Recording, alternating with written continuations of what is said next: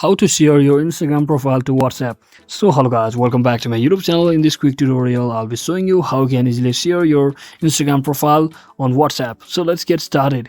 First, just head over to your Instagram application and make sure you're logged into your account.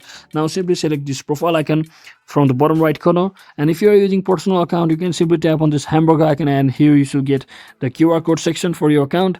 And if you don't see that, and if you have like a professional account which is similar to me, you can simply tap on this share profile button over here, and it should give you a QR code.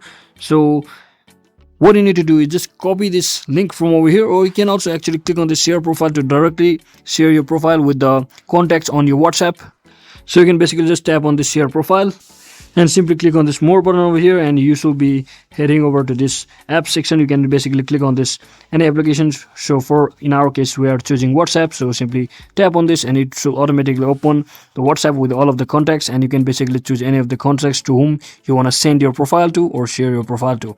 So that is exactly how we do it, guys. I hope this video was helpful. If it was, don't forget to like and subscribe to the channel. See you on the next one.